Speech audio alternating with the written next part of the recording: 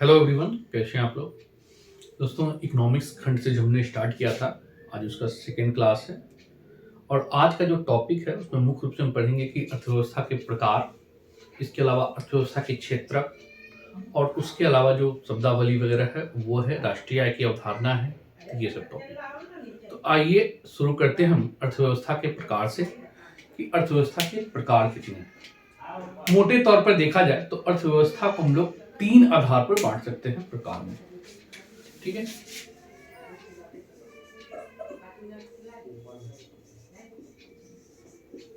अर्थव्यवस्था के प्रकार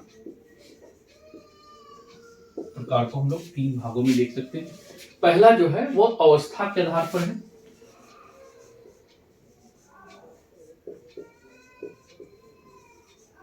अवस्था के आधार पर। दूसरा है आपका इस स्वरूप के आधार पर।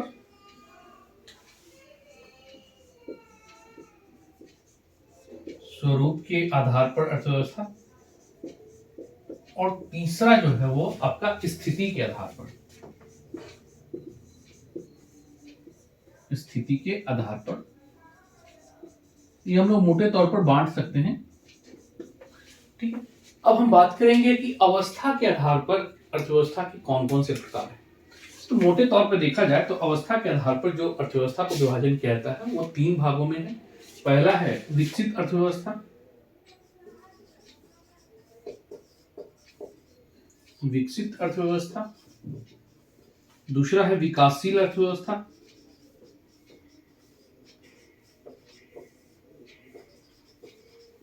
और तीसरा है अल्प विकसित अर्थव्यवस्था। अल्प विकसित अर्थव्यवस्था। इसी प्रकार स्वरूप की बात की जाए तो स्वरूप के आधार पर भी अर्थव्यवस्था के तीन प्रकार हैं। कौन कौन से हैं? पहला है पूंजीवादी अर्थव्यवस्था।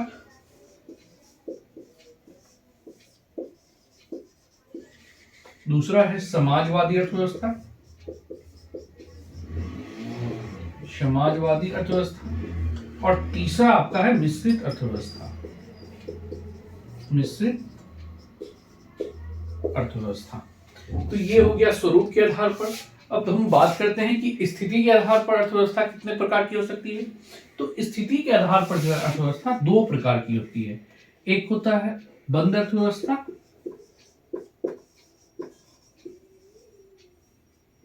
और दूसरा खुली अर्थव्यवस्था। तो ये अर्थव्यवस्था के हम लोग तीन भागों में बांटकर देख सकते हैं प्रकार के। अब हम एक एक करके इन सब चीज पे आते हैं कि अर्थव्यवस्था, विकसित अर्थव्यवस्था कैसी अर्थव्यवस्था होती है, विकासशील कैसी होती है, अल्प विकसित कैसी होती है, पूंजीवादी क्या है, समाजवादी क्या है और मिश्रित अर्थव्यवस्था क्या है। ठीक, तो इसमें आइए पहले अवस्था के आधार पर जो अर्थव्यवस्था है उसको हम देखते हैं।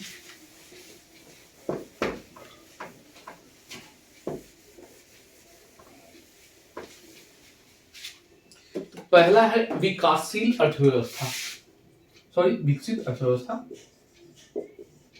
विकसित अर्थव्यवस्था। विकसित अर्थव्यवस्था का तात्पर्य है कि अर्थव्यवस्था का वैसा स्वरूप जिसके अंतर्गत संसाधन एवं तकनीक दोनों उपलब्ध हो, है ना। जैसे किसी भी स्थिति को जानने के लिए हम लोग जानते हैं दो चीजें आवश्यक होती है। संसाधन कैसा है उस देश का, और तकनीक, टेक्नोलॉजी कैसी है। अगर ये दोनों उन्नत स्थिति में है, संसाधन भी प्रचुर मात्रा में है और तकनीक भी काफी डेवलप है, तो वैसी अर्थव्यवस्था विकसित अर्थव्यवस्था होगी। जैसे अमेरिका की अर्थव्यवस्था देख सकते हैं, जापान की अर्थव्यवस्था देख सकते हैं, ब्रिटेन, फ्रांस, रूस, इन लोगों के पास संसाधन भी है और तकनीक भी है। तो ऐसी अर्थव्यवस्था को हम लोग विकसित अर्थव्यवस्था कहते हैं। अब फिर सवाल होता है कि विकासशील अर्थव्यवस्था क्या है।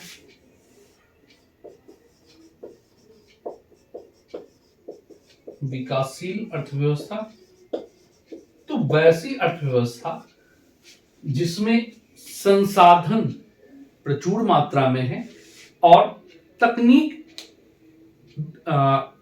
में धीरे धीरे इंप्रूवमेंट हो रहा है। डेवलप हो रही है।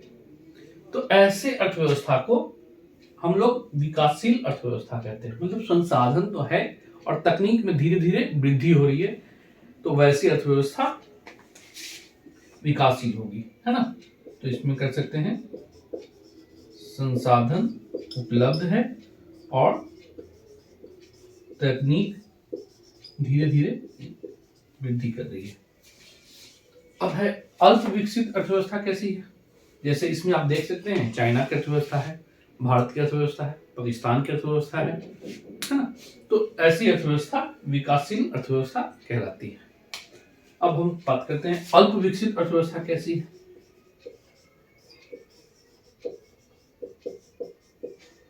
अल्प विकसित अर्थव्यवस्था तो अर्थव्यवस्था का वैसा स्वरूप जिसमें संसाधन काफी कम मात्रा में उपलब्ध है और तकनीक भी बेहतर नहीं है, दूसरे पर आश्रित होते हैं, है ना। तो संसाधन की उपलब्धता भी कम है, अभाव है, और तकनीक का भी अभाव है। तो ऐसी अर्थव्यवस्था अल्प विकसित अर्थव्यवस्था कहलाती है।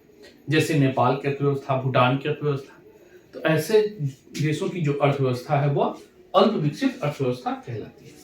तो ये रहा अवस्था के आधार पर जो अर्थव्यवस्था के 3 प्रकार हैं, विकासशील, विकसित और अल्प विकसित, उसकी चर्चा की। अब हम बात करते हैं फिर स्वरूप के आधार पर अर्थव्यवस्था का। तो स्वरूप के आधार पर भी हम लोग अर्थव्यवस्था को मोटे तौर पर 3 भागों में बांटकर देखे थे। इसमें पहला है मिश्रित अर्थव्यवस्था, समाजवादी अर्थव्यवस्था, पूंजीवादी अर्थव्यवस्था, है ना। तो पूंजीवादी अर्थव्यवस्था क्या है।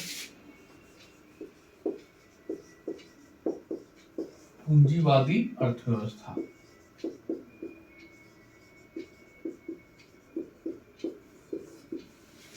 पूंजीवादी अर्थव्यवस्था तो पूंजीवादी अर्थव्यवस्था का जो उद्गम है वह एडम स्मिथ की पुस्तक जो थी द वेल्थ ऑफ नेशन, जिसकी हम लोग चर्चा पिछले क्लास में किए थे, उससे मान जाती है ना। तो इसमें जो उद्गम है, उद्गम मतलब उद्भव पूंजीवादी अर्थव्यवस्था का, ठीक है ना, जो विकास हुआ है वह एडम स्मिथ की जो पुस्तक है, book the wealth of nation,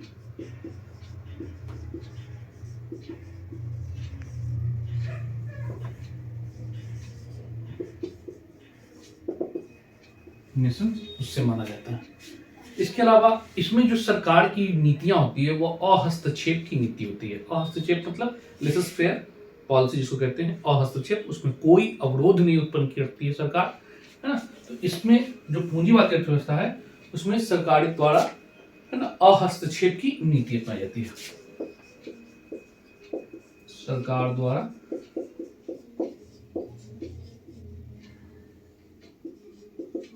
हस्तक्षेप की नीति, लेसस फेयर पॉलिसी जिसको कहते हैं, कोई रुकावट नहीं डालना है।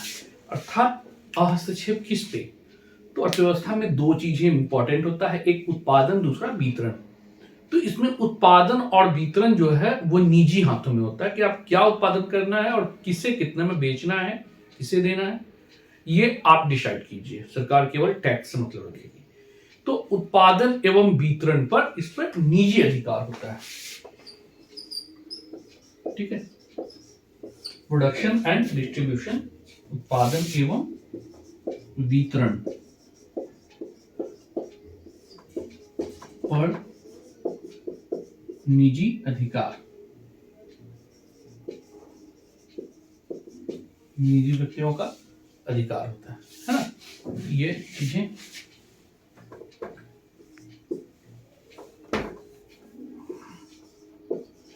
निजी अधिकार।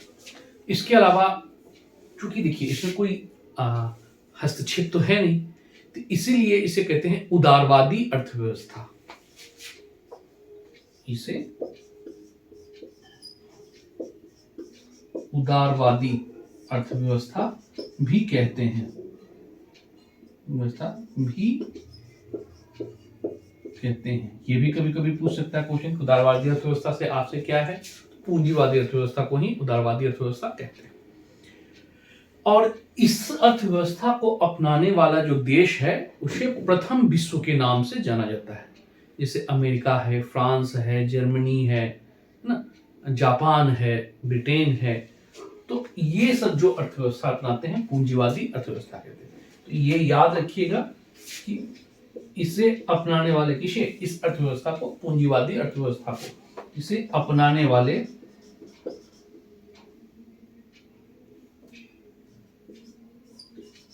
देश प्रथम विश्व के नाम से जाने जाते हैं। प्रथम विश्व के नाम से जाने जाते हैं। और इसमें कौन कौन से हैं? तो अमेरिका है, खासतौर पर पश्चिमी देश जितने भी हैं, अमेरिका, ब्रिटेन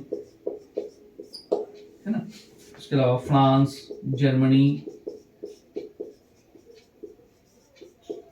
फिर इसके अलावा जापान। तो ये देश है जो पूंजीवादी अर्थव्यवस्था अपनाते हैं। अब है समाजवादी अर्थव्यवस्था क्या है। तो सबसे पहले इसे देखते हैं कि इसका जो उद्गम है एडम स्मिथ की पुस्तक द वेल्थ ऑफ नेशन से मानी जाती है। तो उसी प्रकार समाजवादी अर्थव्यवस्था का भी उद्भव जो है 1917 में जो बोल्शेविक क्रांति हुई थी रूस में, उससे मानी जाती है। तो आइए हम देखते हैं समाजवादी अर्थव्यवस्था के बारे में क्या है।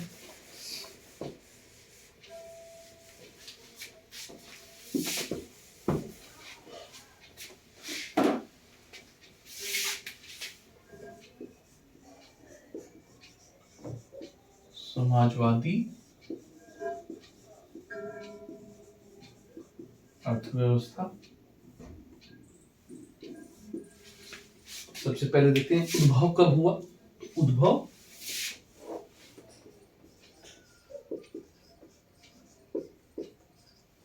1917 के बोल्शेविक क्रांति जो रशिया में हुई थी, 1917 के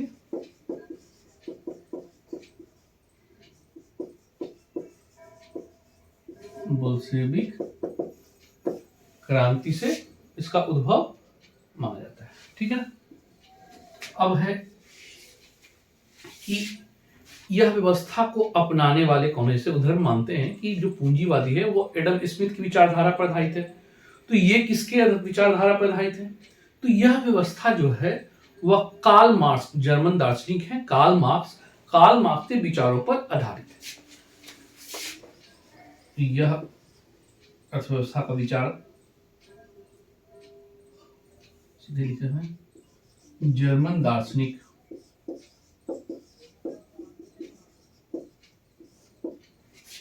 कार्ल मार्क्स की विचारधारा पर आधारित है, विचारों पर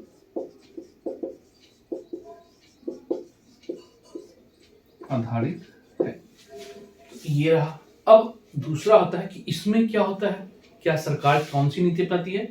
तो सरकार इसमें उत्पादन वितरण दोनों पर, सरकार या राज्य जो कहिए, नियंत्रण स्थापित करता है। मतलब क्या उत्पादन करना है और कितने में डिस्ट्रीब्यूशन करना है, कितने में बेचना है, ये सब उत्पादन और वितरण दोनों पर राज्य अथवा सरकार का हस्तक्षेप होता है, नियंत्रण होता है। ठीक है, लिखिएगा इसमें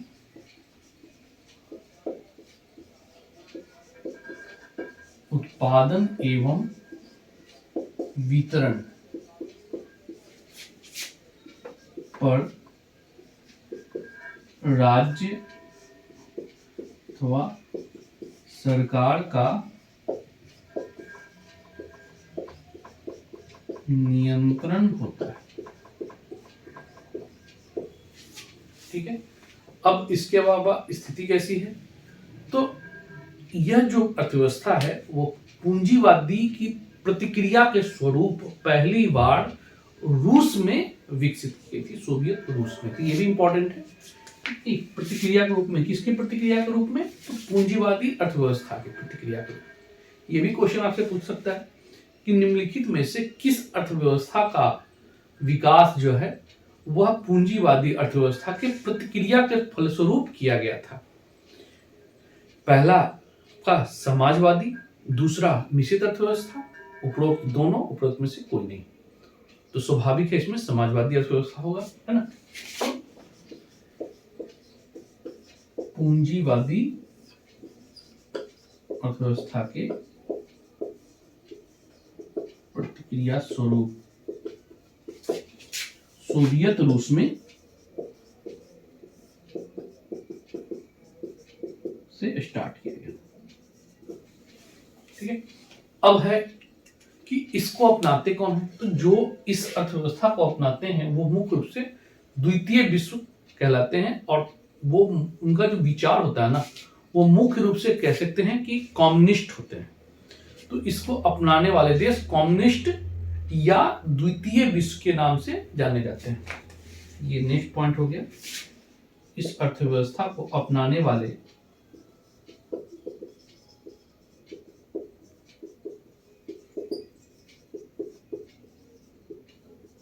कम्युनिस्ट अथवा द्वितीय विश्व के नाम से जाने जाते हैं। ठीक है, इसे अपनाने वाले देश कौन कौन है। तो इसे अपनाने वाले देश मुख्य रूप से रूस है, चीन है, उत्तरी कोरिया वगैरह है ना। तो मुख्य रूप से देख सकते हैं रूस में तो रसिया वगैरह, चीन है, उत्तरी कोरिया, ये सब एग्जाम्पल में है। तो ये रहा आपका समाजवादी अर्थव्यवस्था। अब हम बात करते हैं मिश्रित अर्थव्यवस्था पर। मिश्रित अर्थव्यवस्था क्या है।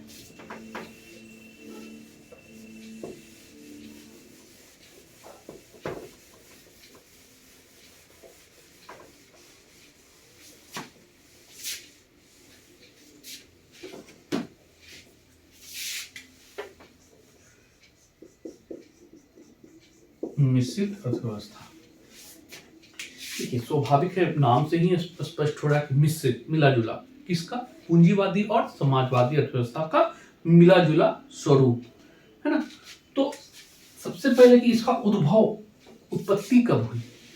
तो 1929 में हम लोग जानते हैं कि विश्व में महान आर्थिक मंदी के नाम से जाना जाता है, और उसमें जो स्थितियां उत्पन्न हुई, तो यह स्पष्ट हो गया कि अब पूंजीवादी हो या फिर समाजवादी बहुत ज्यादा कारगर साबित नहीं हो रहा है। तो एक नया कॉन्सेप्ट लाया गया और नाम उसका पड़ा मिश्रित अर्थव्यवस्था, जिसमें दोनों लक्षण पाए जाते थे, है ना।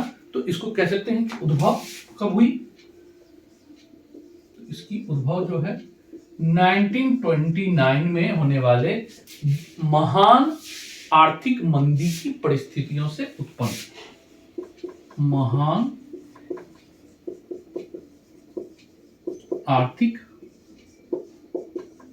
मंदियों से, या मंदी सीधे कीजिए, महान आर्थिक मंदी से यह स्थिति उत्पन्न हुई थी। तो उसके बाद हुआ था। अब है कि जैसे पूंजीवादी अर्थव्यवस्था एडम स्मिथ के विचारों पर है, समाजवादी अर्थव्यवस्था कार्ल मार्क्स के विचारों पर आधारित है, तो फिर मिश्रित अर्थव्यवस्था किसके विचारों पर आधारित है। यह कई बार क्वेश्चन पूछा भी गया है। तो यह जो है कॉन्सेप्ट, इसको डेवलप करने में, या विचार जो कह सकते हैं, इसमें बहुत बड़ा योगदान जो है वो ब्रिटिश अधिकारी जॉन मेनार्ड केन्स का माना जाता है। कई बार पूछा भी क्वेश्चन, है ना, कि इसको विकास करने का श्रेय जो है ब्रिटिश अर्थशास्त्री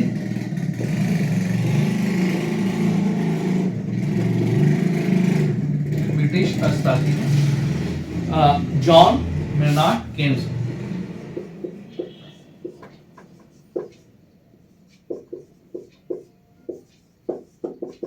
जॉन मेनार्ड केन्स, और इन्हीं जॉन मेनार्ड केन्स के विचारों पर ये पाया गया। अब इसमें क्या होता है, तो उत्पादन एवं वितरण दोनों पर सरकार एवं निजी का सह अस्तित्व पाया जाता है, दोनों का प्रभाव रहता है इस पर, है ना। इस अर्थव्यवस्था में क्या है, सरकार या जिसको हम लोग राज्य भी कह सकते हैं, सरकार या राज्य एवं निजी दोनों का सह अस्तित्व या दोनों का अधिकार हो। मतलब कुछ भागों में निजी अधिकार होगा, तो कुछ भागों पर या कुछ क्षेत्रों पर सरकार या राज्य का अधिकार होगा, है ना। तो ये दोनों का सह अस्तित्व इसमें पाया जाता है। अब इसे जो अपनाते हैं, इस अर्थव्यवस्था को जो अपनाते हैं, उसे हम लोग विशेष रूप से तृतीय विश्व के नाम से जाने जाते हैं। तो अपनाने वाले देश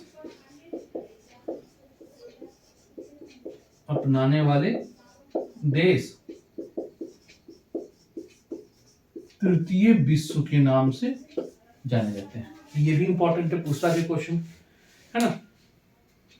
और इसके अलावा कौन कौन से देश हैं तो उदाहरण में भी पूछता है। तुम लोग जान नहीं रहे, भारत है, पाकिस्तान है, तो ये दो है, श्रीलंका है, बांग्लादेश है, कई सारे से देश हैं जो खासतौर पे ये मिश्रित अर्थव्यवस्था को अपनाते हैं। अब इस अर्थव्यवस्था को जो अपनाने वाले देश हैं वो भी कभी कभी क्वेश्चन पूछा है। इसकी जो अर्थव्यवस्था है वह श्रम आधिक्य वाली होती है। तो ये पूछा भी गया है कि निम्नलिखित में से किस अर्थव्यवस्था के में श्रम आधिक्य की प्रधानता होती है। तो श्रम आधिक्य किसमें होगा? मिश्रित अर्थव्यवस्था में, है ना। तो यह अर्थव्यवस्था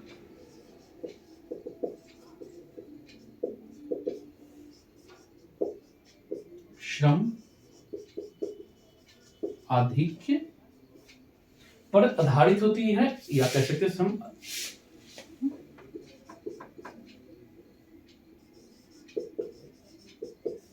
पर आधारित होती है। ठीक है, तो ये रहा आपका मिश्रित अर्थव्यवस्था। अब मिश्रित अर्थव्यवस्था में भी दो स्वरूप हैं, जिस पर हम थोड़ा चर्चा कर ही लें क्योंकि कभी कभी होता है इंपॉर्टेंट। इसमें अगर मोटे तौर पर देखा जाए तो मिश्रित अर्थव्यवस्था भी दो भागों में बांट के देख सकते हैं लोग। हालांकि ये काफी डेप्थ है थोड़ी यूपीएससी वगैरह पर खासतौर पर, लेकिन आप कॉन्सेप्ट जाने रहे। मिश्रित अर्थव्यवस्था भी दो प्रकार की होती है। एक इसमें होता है कि श्रम प्रधान मिश्रित अर्थव्यवस्था, या समाज प्रधान कह सकते हैं, समाज प्रधान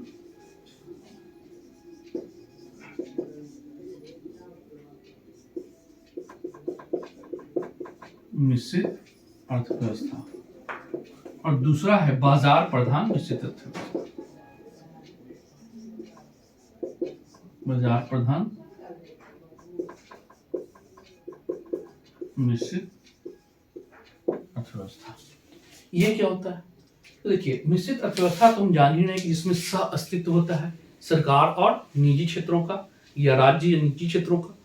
लेकिन अगर देखा जाए तो दोनों में अधिकता, तो जब समाज प्रधान मिश्रित अर्थव्यवस्था होगा, स्वाभाविक है कि इसमें राज्य की जो भूमिका है वो अधिक होगी और निजी क्षेत्र की जो भूमिका है वह कम होगी।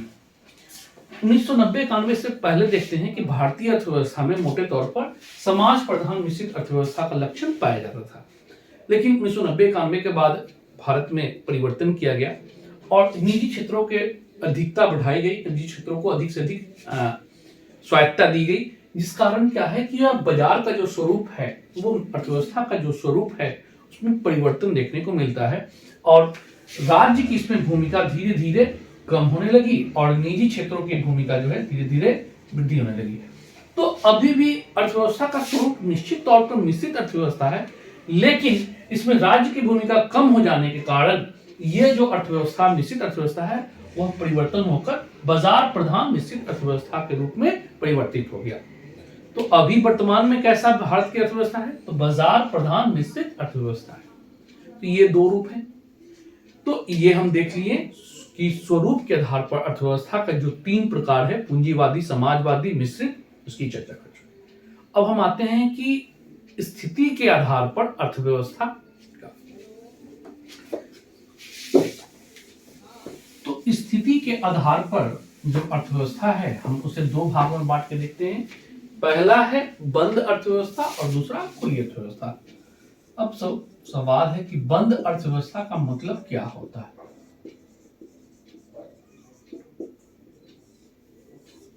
तो बंद अर्थव्यवस्था से आशय है कि अर्थव्यवस्था का वैसा स्वरूप या किसी देश में पाए जाने वाली अर्थव्यवस्था का वैसा स्वरूप जिसमें विदेशी व्यापारों या फिर विदेशी निवेश जो कि ये लेन देन आर्थिक संबंध स्थापित नहीं होते, मतलब बंद कर दिया गया है ना। तो अर्थव्यवस्था का वैसा स्वरूप जिसमें विदेशी व्यापार संचालित नहीं होते, संचालित नहीं होता है, बंद कर दिया गया। ठीक है, कोई आर्थिक लेन देन नहीं होता है, केवल बाजार तक ही, अपने देश तक ही सीमित होते हैं। अर्थात कह सकते हैं कि निर्यात आयात की घटनाएं, निर्यात आयात नहीं होता है। ऐसी अर्थव्यवस्था बंद अर्थव्यवस्था कहते हैं। 1990-91 से पूर्व भारतीय अर्थव्यवस्था बंद अर्थव्यवस्था ही थी। याद रखिएगा, 1990-91 से पूर्व भारतीय अर्थव्यवस्था का जो स्वरूप है वह बंद अर्थव्यवस्था था। फिर हम लोग जानते हैं कि किस प्रकार मार्केट को ओपन किया गया, एलपीजी कार्यक्रम स्थापित की गई और उस कार्यक्रम के बाद भारतीय अर्थव्यवस्था को ओपन मार्केट कर दिया गया। तो अब ये होता है कि खुली अर्थव्यवस्था क्या है, तो स्वाभाविक है आप लोग समझ ही गए होंगे कि खुली अर्थव्यवस्था अर्थव्यवस्था का वैसा स्वरूप जिसमें विदेशों के साथ लेन देन स्थापित की जाती है, विदेशी व्यापार संपादित किए जाते हो, आयात निर्यात की घटनाएं घटित होती है, तो ऐसी अर्थव्यवस्था को हम लोग खुली अर्थव्यवस्था कहते हैं। और आज लगभग विश्व के सभी देश खुली अर्थव्यवस्था का स्वरूप अपनाते हैं। थोड़ा सा अगर कहा जाए कि बंद अर्थव्यवस्था का जो लक्षण है, तो थोड़ा बहुत वो उत्तरी कोरिया में देखने को मिलता है कि वहां की अर्थव्यवस्था पूरी तरह से ओपन नहीं। तो ये रहा आपका अर्थव्यवस्था का प्रकार। कैसा लगा आप लोगों को कमेंट कीजिएगा। दूसरी चीजें कि और भी अगर कुछ सुझाव चाहिए या कुछ ऐसा क्वेश्चन पूछना होता है तो आप वहां पर भी लिख सकते हैं। बहुत जल्दी हम ऑनलाइन भी आ जाएंगे आपके साथ लाइव क्लासेस के साथ। अब दोस्तों बात करते हैं अर्थव्यवस्था के क्षेत्र जो बहुत इंपॉर्टेंट होता है। देखिए, अर्थव्यवस्था जो पढ़िएगा इकोनॉमी आप इंडियन इकोनॉमी के बारे में, तो भाषा सरल होनी चाहिए, सहज होनी चाहिए और चीज को उदाहरण द्वारा स्पष्ट करते चलिएगा तो चीजें आसान हो जाती है समझने में। अर्थव्यवस्था बहुत रोचक सब्जेक्ट है, बशर्ते आप उसकी भाषा सरल रखें, समझ बनाएं और सबसे बड़ा चीज क्या है कि उदाहरण द्वारा स्पष्ट होते रहें। फिर बहुत मजा आता है, जब आप पेपर पढ़ेंगे तो भी इंटरेस्ट पैदा होगा इसके बारे में, है ना। तो आइए अर्थव्यवस्था के क्षेत्र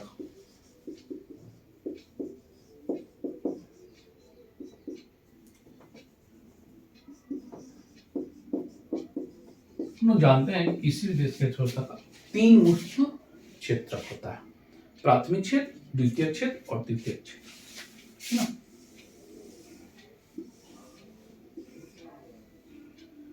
प्राथमिक क्षेत्र,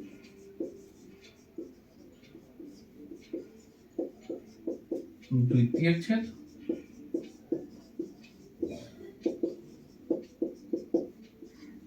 और तृतीय क्षेत्र। अब इन क्षेत्र में कौन कौन से तत्व विद्यमान होते हैं, कौन कौन सी चीजें पाई जाती है, इस पर हम लोग चर्चा करते हैं। प्राथमिक क्षेत्र का संबंध होता है कि वैसा क्षेत्र जो कृषि कार्य या उससे संबंधित क्षेत्र से जुड़े होते हैं। ठीक है, मतलब इसमें कृषि एवं उससे संबंधित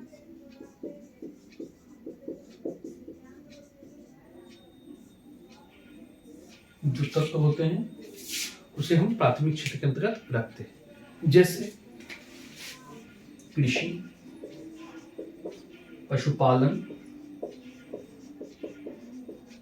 मत्स्य पालन,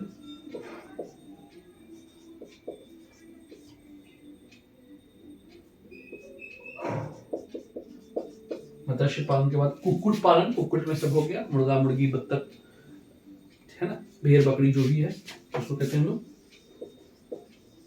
कुक्कुट पालन। लाट उद्योग, नाम भले उद्योग हो लेकिन ध्यान रखिएगा ये लाट उद्योग मतलब क्या होता है, जो लाट जानते हैं ना, जिसका लाठी बनता है, तो वो भी उत्पादन की जाती है ना, उसका खेती वगैरह, तो लाट उत्पादन भी इसके अंतर्गत शामिल किया जाता है। वानिकी है इसमें, फिर वानिकी कुछ लोग खनन उत्खनन को ही प्राथमिक क्षेत्र के अंतर्गत रखते हैं, लेकिन सवाल यह है कि खनन उत्खनन की जो कार्य की जा रही हो किस पॉइंट ऑफ व्यू से किया जा रहा है, उसके अकॉर्डिंग फिर हम लोग प्राथमिक या द्वितीय क्षेत्र में उसको शामिल करते हैं। तो अभी मोटे तौर पर हम इतने चीजों को लेकर चले, कृषि, पशुपालन, मत्स्य पालन, है ना, कुक्कुट पालन, लाट उद्योग, वानिकी, ये सब जो है प्राथमिक क्षेत्र में आता है। द्वितीय क्षेत्र में क्या क्या है?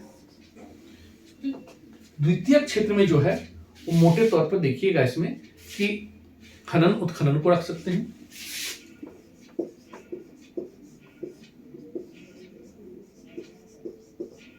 खनन उत्खनन,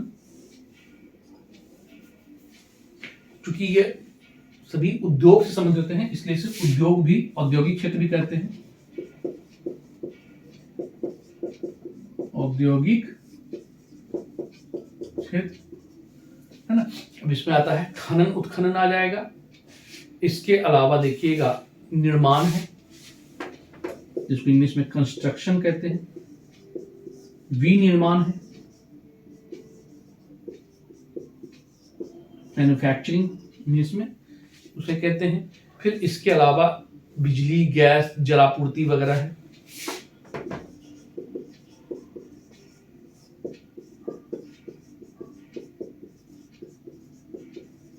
जलापूर्ति वगैरह है।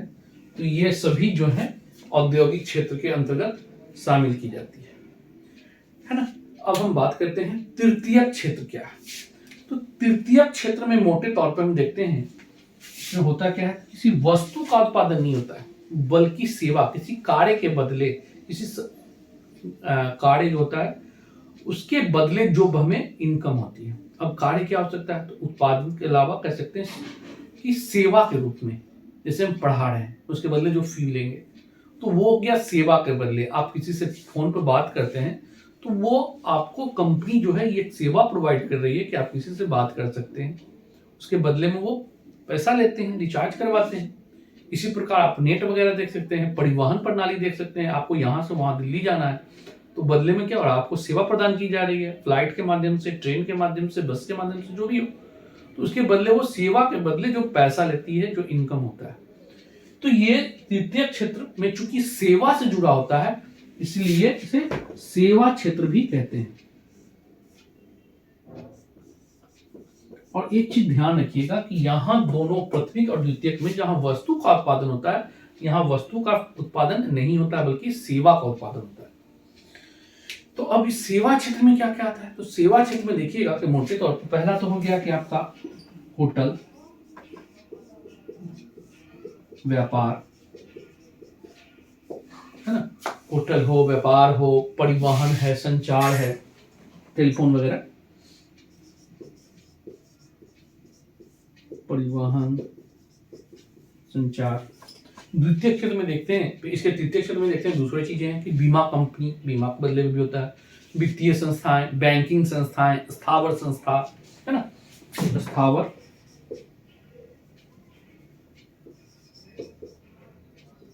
स्थावर संस्था, अभी हम बात करेंगे इस पर, बैंकिंग, वित्तीय संस्था, बीमा, तो ये सबको रख सकते हैं। इसके अलावा देखिएगा कि व्यक्तिगत एवं सामुदायिक सेवाएं भी होती है, जैसे हम व्यक्तिगत रूप से कर रहे हैं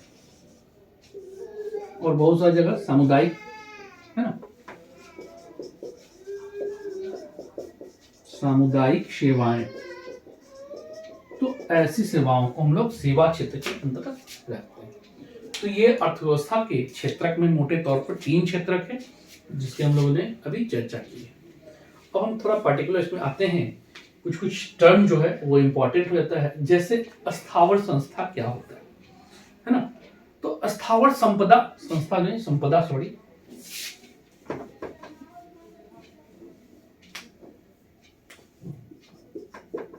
इंग्लिश में आप लोग बहुत अच्छे से जानते होंगे, इसको रियल एस्टेट कहा जाता है ना। रियल एस्टेट के बारे में जानते होंगे कि व्यक्ति द्वारा जब भूमि, भवन, जमीन में पैसा, अपार्टमेंट वगैरह में जो पैसा लगाई जाती है और उसके बदले जो इनकम होता है, तो ये निवेश पर आधारित होता है। जितना इन्वेस्ट कीजिएगा फिर उसके बाद फिर बेच रहे हैं, उसके बाद और पैसा आ रहा है। तो स्थावर संपदा क्या है,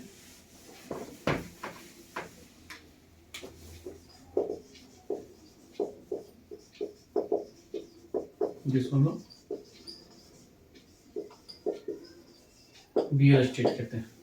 तो भूमि, भवन, जमीन, भूमि, भवन, जमीन, अपार्टमेंट में आदि में जो लगाया गया पैसा होता है और उस पैसे के बाद में जो इनकम होती है उस संपदा को हम लोग रियल एस्टेट या फिर स्थावर संपदा के नाम से जानते हैं। ठीक है, अब फिर सवाल दूसरा क्वेश्चन होता है कि बैंकिंग संस्था और वित्तीय संस्था में क्या अंतर है। तो बैंकिंग संस्था और वित्तीय संस्था में मोटे तौर पर 3 अंतर विशेष रूप से देखने को मिलता है ना।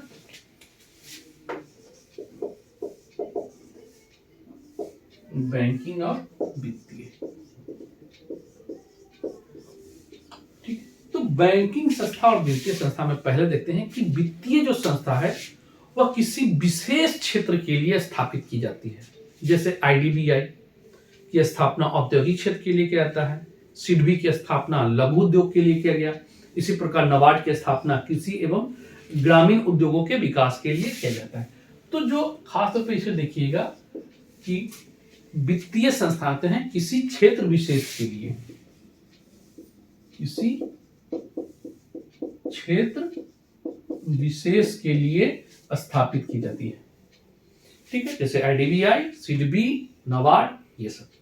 जबकि बैंकिंग संस्था सभी क्षेत्रों के लिए स्थापित होता है ना, सभी क्षेत्रों के लिए, कोई इसमें फिक्स नहीं है।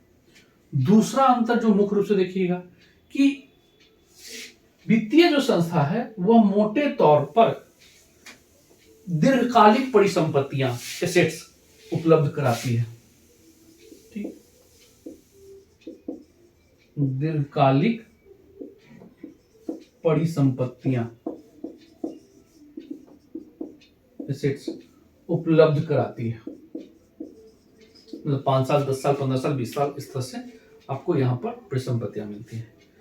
जबकि बैंकिंग संस्था अल्पकालिक, मध्यकालिक और दीर्घकालिक तीनों प्रकार की परिसंपत्तियां उपलब्ध कराती है ना। इसमें अल्पकालिक,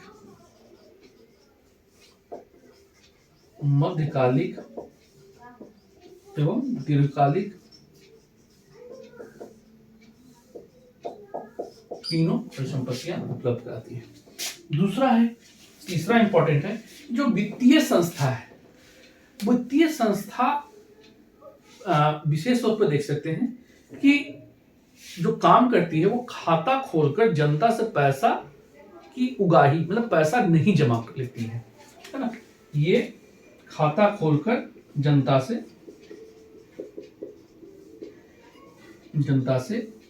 पैसा जमा नहीं लेती है। और बैंकिंग संस्था क्या है, तो बैंकिंग संस्था जो है यह खाता खोलकर जनता से पैसा भी स्वीकार करती है। ठीक है, तो ये 3 मूल अंतर है बैंकिंग संस्था और वित्तीय संस्था में। तो अब ये हो गया कि बैंकिंग, स्थावर संपदा क्या है, बैंकिंग और वित्तीय में क्या अंतर है। एक और टर्म है, बहुत लोग कंफ्यूजन करते हैं कि निर्माण और विनिर्माण में क्या अंतर है। 2 शब्द बिल्कुल मिलते जुलते हैं, लेकिन इसका इंग्लिश देखिएगा तो बहुत आसान हो जाता है, कंस्ट्रक्शन और मैन्युफैक्चरिंग। तो निर्माण जो होता है, कंस्ट्रक्शन, ये खासतौर पर देखिएगा भवन निर्माण है ना।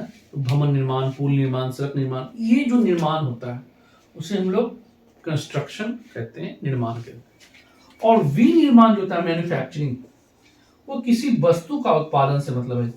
जैसे पेन है, बोर्ड है ना, सर्फ साबुन वगैरह है, परफ्यूम है। तो ये जहां जो भी चीजें हैं जो मैन्युफैक्चरिंग की जाती है उसे हम लोग विनिर्माण कहते हैं।